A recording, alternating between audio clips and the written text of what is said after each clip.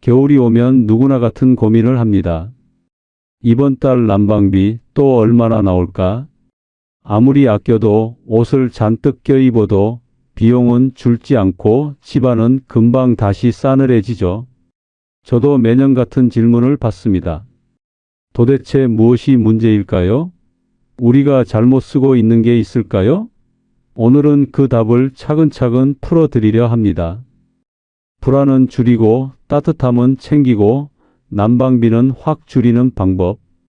여러분의 올겨울을 바꿀 수 있는 생활 난방의 핵심 비밀 5가지 지금부터 차분하게 알려드리겠습니다. 매년 겨울이 되면 난방비만큼은 어떻게 해도 줄어들지 않는다는 이야기를 많이 듣습니다. 가스비가 비싸다 싶어 보일러를 아끼면 전기값이 올라가고 전기 히터를 켜면 또 다른 폭탄이 찾아오죠. 평소에는 잘 모르지만 고지서가 도착하면 뭔가 잘못된 걸 그제야 깨닫게 됩니다. 혹시 여러분도 지금 이런 악순환에 빠져 계신 건 아닌가요? 사실 우리가 흔히 사용하는 난방기기들 사이에는 전기 사용량에서 10배 이상 차이가 납니다. 방 전체를 데우는 기기와 몸 가까이만 데우는 기기의 구조가 완전히 다르기 때문입니다. 그 차이를 모르고 비슷하겠지 하고 쓰다 보면 아껴도 아낀 게 아니게 됩니다. 온풍기 하나가 하루 종일 돌아가면 전기장판 여러 개를 한 달 내내 쓰는 것보다 더 많은 전기를 소모하기도 합니다. 이런 기본적인 차이를 모른 채 난방을 하면 노력은 배가 되지만 결과는 오히려 나빠지는 거죠. 편의점을 운영하는 52세 박선미 님도 그런 분이었습니다. 보일러를 줄이고 하루 종일 온풍기를 틀어두면 절약되는 줄 알았지만 전기요금 고지서를 보고 오히려 더 놀랐습니다. 지난달보다 8만 원이나 더 나온 거죠. 그제야 자신이 어떤 기기를 얼마나 쓰는지부터 살펴보기 시작했습니다. 온풍기가 2000와트, 전기장판은 70와트라는 사실을 알고 나서 충격을 받았다고 하더군요. 같은 시간을 틀어도 거의 30배 가까운 전기를 쓰고 있었던 겁니다. 그날 이후 그분은 온풍기 사용 시간을 아예 30분 이내로 제한하고 나머지 시간엔 전기장판만 사용하는 방식으로 바꿨습니다. 그 결과 한 달 만에 난방비가 거의 절반으로 줄었다고 합니다. 우리는 우선 난방기기의 소비 전력, 즉 와트 숫자를 정확히 아는 것부터 출발해야 합니다. 그리고 방을 데우느냐, 몸을 데우느냐, 이 기준으로 난방 전략을 다시 짜야 합니다. 생각보다 간단한 차이가 난방비를 크게 줄여줍니다. 온풍기나 전기 히터처럼 강한 열을 내는 기기는 예열용이나 짧은 시간 사용으로 제한하고 장시간 머무는 공간에서는 전기장판이나 온열 매트처럼 낮은 전력으로 몸을 직접 데우는 방식을 선택하는 겁니다. 지금 사용 중인 난방기기 뒷면에 와트 숫자를 모두 적어보세요. 그리고 잠자리와 휴식 시간에는 전기장판 기반의 부분 난방으로 구조를 바꿔보세요. 이 작은 전환이 여러분의 겨울 난방비를 완전히 바꿔 놓을 겁니다. 전기장판을 쓰고 있는데도 왜 이렇게 금방 식지, 왜 생각만큼 따뜻하지 않지 하고 느끼신 적 있으실 겁니다. 분명 온도는 올렸는데 등과 허리가 여전히 서늘한 느낌이 들 때가 있죠. 같은 장판이라도 깔리는 위치와 조건에 따라 따뜻함이 완전히 달라지기 때문입니다. 특히 바닥이 차가운 집과 온돌이 돌아가는 집은 전혀 다른 접근이 필요합니다. 보일러를 끌 때와 켤 때는 바닥에서 올라오는 열의 움직임이 정반대입니다. 보일러를 끄면 바닥이 열을 빼앗아가는 통로가 되지만 보일러를 켜면 바닥 자체가 난방원이 됩니다. 그래서 바닥이 차가운 집인지 온돌이 돌아가는 상황인지에 따라 은박 돗자리와 러그의 선택이 완전히 달라져야 합니다.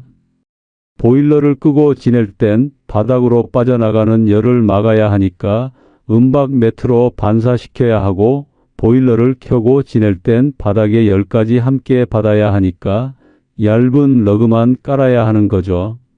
택배 일을 하는 58세 이정우님은 1층 주택에서 늘 바닥 냉기 때문에 고생했습니다. 전기장판을 아무리 올려도 손발이 쌀쌀했죠. 특히 새벽에 일어나면 바닥에서 올라오는 차가운 기운이 장판을 뚫고 올라오는 것 같았다고 합니다. 온도를 최대로 올려도 소용이 없었어요. 그러다 이웃 어르신의 조언으로 은박 매트를 바닥에 먼저 깔고 장판을 올렸습니다. 처음엔 반신반의했지만 그날 밤부터 확연히 달라졌다고 하더군요. 기존보다 한 단계 낮은 온도로도 충분히 따뜻함을 느낄 수 있었습니다. 더 놀라운 건 아침에 일어났을 때 등과 허리가 훨씬 포근했다는 점이었어요. 은박이 바닥으로 빠져나가려는 열을 다시 위로 반사시켜준 덕분이었죠. 그 이후 그분은 전기장판 온도를 2단계나 낮춰서 사용하고 있고 전기요금도 눈에 띄게 줄었다고 합니다. 보일러를 끄고 지낼 때는 바닥부터 은박, 얇은 매트, 전기장판, 이불 순서로 쌓아 올리면 됩니다. 반대로 보일러를 켜고 지낼 때는 얇은 러그 위에 바로 전기장판을 올려서 바닥의 온기까지 함께 받아야 합니다. 그리고 이 위에 습도 50에서 60%를 유지하면 실제 온도보다 체감 온도가 훨씬 높아집니다. 공기가 건조하면 아무리 따뜻해도 피부가 열을 빼앗기는 느낌이 들거든요. 가습기가 없다면 빨래 한 벌을 널어두어 습도 보온 효과를 이용하세요. 오늘 밤 바닥 상황에 맞게 세팅 순서를 꼭 바꿔보세요. 같은 장판이 완전히 다른 장판처럼 느껴질 겁니다. 전기장판은 잘만 쓰면 가장 안전하고 경제적인 난방기기입니다. 하지만 몇 가지 잘못된 조합만 만나면 갑자기 위험한 기기로 바뀝니다. 생각보다 많은 분들이 이 조합을 모른 채 사용하고 계십니다. 혹시 여러분은 지금 안전하게 사용하고 계신가요? 라텍스 위 사용, 멀티탭 연결, 전기 매트 겹쳐 쓰기, 이런 조합은 모두 열과 전류가 한 곳에 갇히는 구조를 만들기 때문에 과열과 화재 위험이 크게 올라갑니다. 전기장판은 열을 내면서 동시에 그 열이 빠져나갈 공간이 필요한데 열을 가두는 재질 위나 아래에 놓이면 온도가 계속 상승하게 됩니다. 정상 작동 온도를 넘어서면 내부 전선 피복이 녹거나 변형되면서 합선이 일어날 수 있죠. 멀티탭도 마찬가지입니다. 여러 기기가 동시에 전류를 나눠 쓰면 과부하가 걸리고 멀티탭 자체가 뜨거워지면서 위험해집니다. 간호조무사 49세 장미라님은 푹신한 침대를 좋아해 메모리폼 위에 장판을 바로 깔아 사용했습니다. 처음엔 아무 문제가 없었어요. 부드럽고 따뜻해서 오히려 만족스러웠죠. 그런데 며칠 지나지 않아 장판이 울퉁불퉁해지기 시작했습니다. 평평하던 표면이 군데군데 부풀어 오르고 어느 순간부터 이상한 냄새가 났습니다. 타는 냄새 같기도 하고 플라스틱이 녹는 냄새 같기도 한 그 냄새에 깜짝 놀라 급히 전원을 차단했습니다. 다행히 불이 나진 않았지만 장판 뒷면을 확인해 보니 일부가 갈색으로 변색되어 있었고 휘복이 약간 녹아 있었다고 합니다. 원인은 바로 열이 빠져나갈 길이 막혀 내부 온도가 비정상적으로 오른 것이었죠. 메모리 폼은 열 차단 효과가 너무 강해서 장판의 열이 아래로 전혀 빠져나가지 못했던 겁니다. 그날 이후 그분은 메모리 폼 위에 반드시 얇은 면요를 한 겹 깔고 그 위에 장판을 올리는 방식으로 바꿨습니다. 전기장판 아래에는 반드시 열이 잘 빠지는 재질을 두어야 합니다. 라텍스나 메모리 폼 위엔 면요나 얇은 러그를 한 겹 깔아 열을 분산시키고 전기기기 2겹은 절대 금지해야 합니다.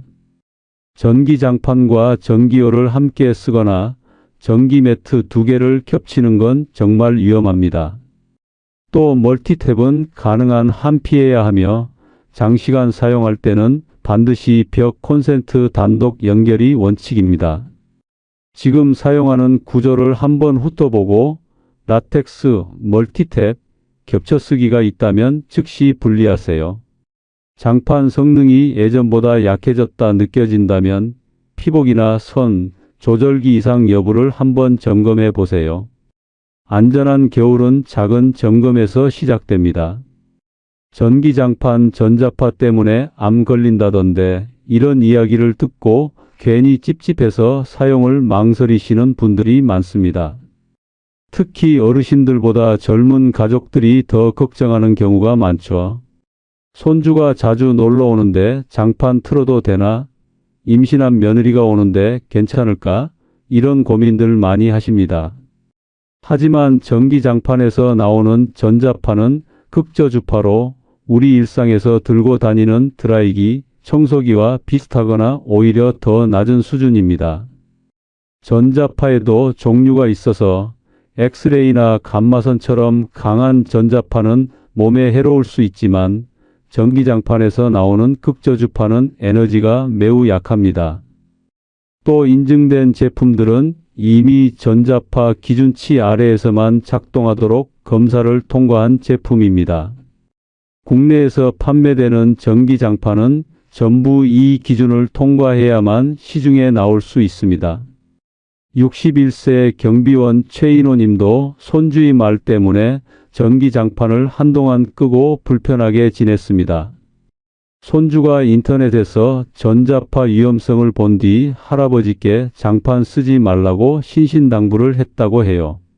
그래서 한겨울인데도 이불만 덮고 주무셨는데 추워서 잠을 제대로 못 주무시고 허리도 자꾸 결리셨습니다.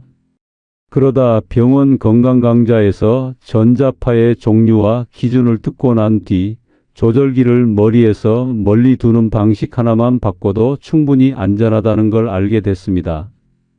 강사 선생님이 전자파는 거리가 멀어질수록 급격히 약해지고 특히 50cm만 떨어져도 거의 무시할 수준이 된다고 설명해 주셨다고 합니다. 그날 이후 그분은 조절기만 발치 쪽으로 옮기고 다시 장판을 사용하기 시작했습니다.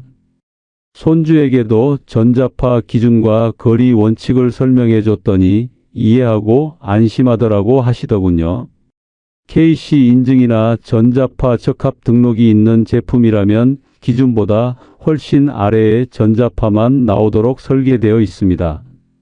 그리고 조절기만 50cm 이상 떨어뜨리면 노출은 더 줄어듭니다. 전자파는 거리의 제곱에 반비례해서 약해지기 때문에 조금만 멀리 두어도 영향이 거의 없어지는 거죠.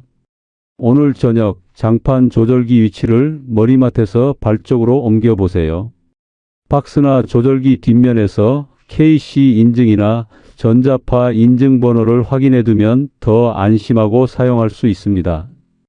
불필요한 걱정보다 올바른 정보가 따뜻한 겨울을 만듭니다. 생각보다 많은 분들이 전기장판 때문에 저온화상을 입습니다. 불꽃이 보이지 않기 때문에 더 조심하기 어렵고 특히 어르신들은 위험이 더 큽니다. 저온화상이라는 말 자체를 처음 들으시는 분들도 많은데 이게 생각보다 무서운 증상입니다. 섭씨 40도대의 미지근한 열이 몇 시간 피부에 닿아도 화상이 생길 수 있습니다. 뜨겁다는 느낌이 없으니까 계속 접촉하게 되고 그 사이 피부 깊은 곳까지 손상이 진행되는 거죠. 혈액순환이 좋지 않은 분들은 더 빨리 증상이 나타납니다. 당뇨가 있거나 고령이신 분들은 말초 혈액순환이 원활하지 않아서 피부 온도 조절 능력이 떨어지거든요. 또 음주 후 수면은 감각이 둔해져 위험이 크게 올라갑니다. 술을 마시면 통증 감각이 무뎌지고 잠도 깊게 자니까 피부가 손상되고 있어도 전혀 느끼지 못하는 거죠. 55세 자영업자 윤상호님은 술을 마신 날 장판을 강하게 틀어놓고 잠들었다가 종아리에 물집이 생겼습니다.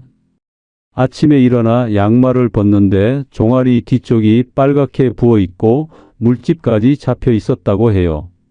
전혀 아픈 줄 몰랐는데 보기엔 심각해 보여서 병원에 갔더니 2도 저온화상 진단을 받았습니다. 의사 선생님이 술 마신 날 전기장판 강하게 틀고 자면 이런 일이 자주 생긴다고 앞으로 조심하라고 신신당부를 하셨다고 합니다. 그날 이후 그분은 예열 후 온도를 낮추고 타이머를 반드시 설정하는 습관을 들였습니다.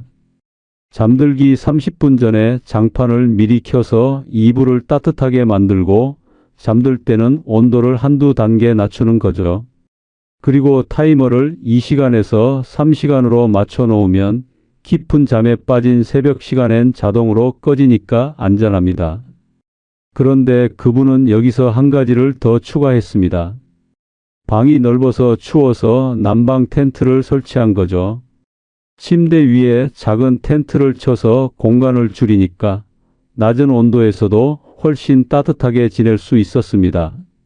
텐트 안은 체온과 장판의 미세한 열기만으로도 금방 포근해졌고 장판 온도를 최저로 낮춰도 전혀 춥지 않았다고 해요.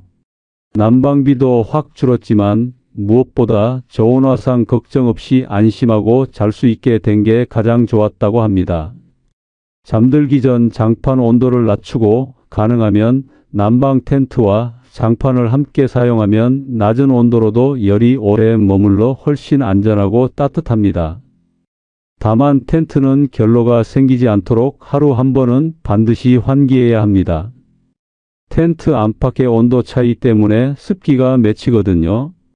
잠들기 전 예열 30분, 온도 한 단계 낮추기, 타이머 2시간에서 3시간 설정, 이 루틴을 만드세요. 난방 텐트를 쓸 때는 장판을 최저 단계로 두고 문을 살짝 열어 하루 5분 환기하세요. 따뜻함과 안전, 두 마리 토끼를 다 잡을 수 있습니다. 여러분, 난방은 기술보다 습관이 더 큰 힘을 발휘하는 분야입니다. 조금만 구조를 바꾸고 위험한 조합을 피하고 올바른 세팅을 하면 보일러 온도는 낮추고 따뜻함은 더 채울 수 있습니다. 이번 겨울은 더 이상 불안하게 보내지 않으셔도 됩니다. 여러분의 집이 더 따뜻해지고 난방비 걱정은 줄어드는데 오늘 공유한 정보가 꼭 도움이 되길 바랍니다. 저는 또 여러분 생활에 보탬이 되는 이야기로 찾아오겠습니다.